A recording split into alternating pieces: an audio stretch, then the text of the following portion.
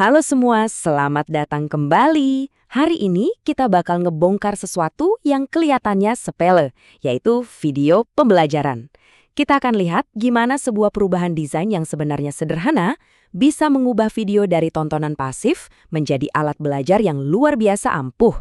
Oke, kita langsung aja ya. Pernah nggak sih kalian nonton video penjelasan, mungkin sejam, dan saat itu rasanya, wah paham banget. Tapi, besoknya pas mau coba diterapin, ilmunya hilang entah kemana. Kayak informasinya cuma numpang lewat doang di kepala. Nah, kalau kalian ngerasa gitu, tenang. Kalian nggak sendirian. Dan yang paling penting, ini tuh bukan salah kalian loh. Ini adalah masalah desain yang mendasar dari cara video-video pembelajaran tradisional itu dibuat. Mereka itu nggak dirancang ngikutin cara otak kita bekerja.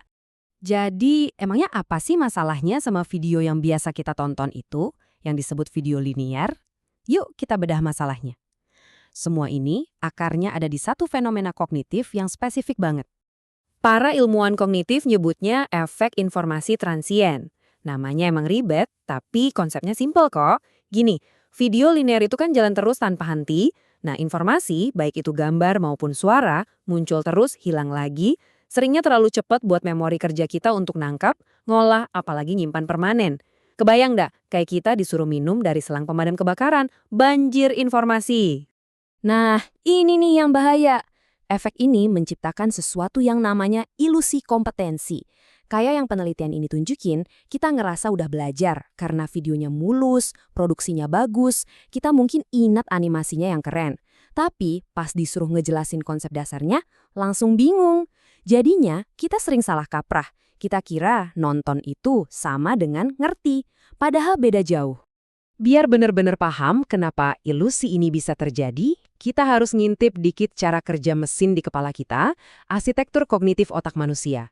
Soalnya, ada batasan yang ketat banget yang nggak bisa kita abaikan gitu aja. Coba tebak, berapa banyak informasi baru yang bisa diurusin sama memori kerja kita dalam satu waktu? Menurut penelitian dari ahli kayak Nelson Cowen, jawabannya cuma 3-5 item. Iya, sesedikit itu. Jadi pas sebuah video ngebanjirin kita dengan info baru terus-terusan, memori kerja kita langsung kewalahan dan akhirnya berhenti berfungsi dengan baik. Coba deh kita bandingin sama buku. Kalau baca buku, kalian yang pegang kendali penuh. Kalian bisa berhenti, mikir sebentar, atau baca ulang satu paragraf. Kecepatannya kalian yang atur. Nah, video linear ini ngerebut kendali itu. Medianya yang nentuin kecepatan, dan akhirnya ngubah kita dari pembelajar aktif jadi penonton pasif. John Sweller, dalam teori beban kognitifnya yang super terkenal, nyebut ini sebagai beban kognitif ekstrinsik. Ini tuh semua usaha mental yang kita keluarin bukan buat memahami materinya, tapi justru buat ngelawan desain medianya itu sendiri. Misalnya, nyoba ngikutin video yang kecepatan. Ini tuh kayak energi otak yang kebuang percuma. Oke, masalahnya udah jelas kan? Video linear itu melawan cara kerja otak kita. Terus solusinya apa dong? Jawabannya adalah dengan mendesain ulang videonya biar selaras sama arsitektur kognitif kita.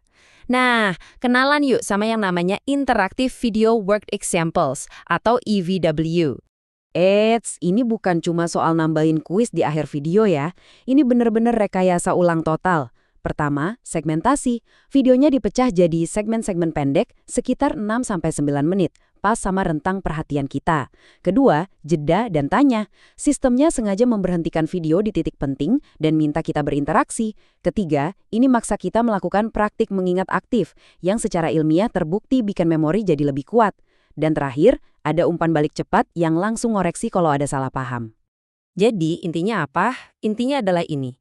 Kita beralih dari monolog satu arah, di mana media ngomong ke kita, menjadi sebuah dialog kognitif yang aktif. Kalian gak cuma nonton pasif, tapi jadi aktif mikir, ngerespons, pokoknya benar-benar terlibat dalam proses belajarnya. Dan cara ini tuh bukan asal-asalan loh, ini dibangun di atas fondasi penelitian puluhan tahun dari para jagoan di bidang ilmu pembelajaran.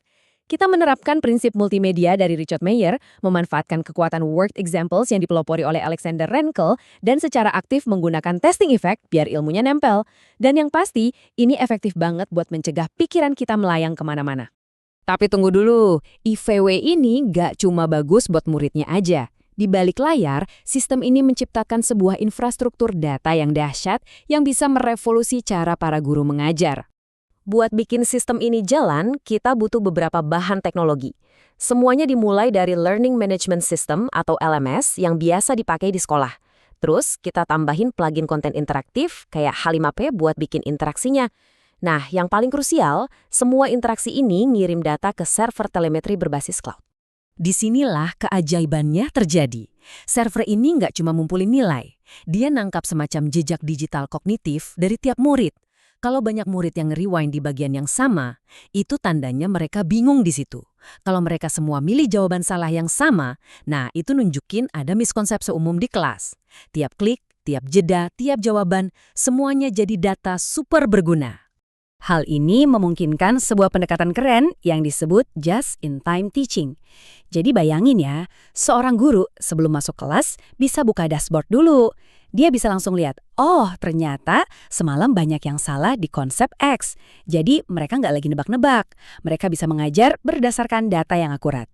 Nah, tujuan akhirnya ini semua buat apa sih? Ini bukan cuma soal dapat nilai bagus di kuis online. Ini soal gimana caranya nyiapin kita semua buat ngadepin, dunia nyata yang seringkali berantakan dan gak terduga itu.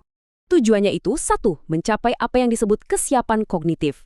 Ini adalah sebuah kondisi di mana pengetahuan dasar itu udah jadi otomatis, benar-benar nempel di luar kepala, sampai nggak makan tempat lagi di memori kerja kita yang terbatas. Ini ngebebasin otak kita buat fokus ke hal-hal yang lebih susah, mikir kritis, dan nyelesain masalah yang kompleks. Dengan mengotomatiskan fondasi ini, IVW itu membangun semacam bantalan pengaman buat otak kita. Jadi, nanti pas siswa dihadapkan sama ecological noise, ini istilah keren buat semua kerumitan dan ketidakpastian di dunia nyata, mereka nggak bakal langsung ngeheng atau kewalahan. Mereka punya fondasi yang kokoh buat jadi pijakan. Pada akhirnya, dan kutipan ini ngegambarin perubahannya dengan sangat baik, kita nggak lagi nyetak konsumen formula yang cuma bisa masukin angka ke rumus.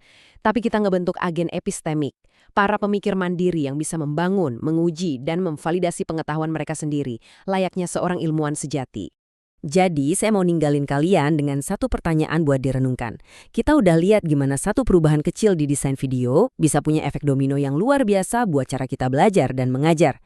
Coba deh bayangin sejenak, gimana jadinya kalau setiap alat pembelajaran digital yang kita pakai itu dirancang dengan pemahaman mendalam tentang cara kerja otak kita, bukan malah melawannya. Juga pikirkan. Terima kasih sudah menyimak,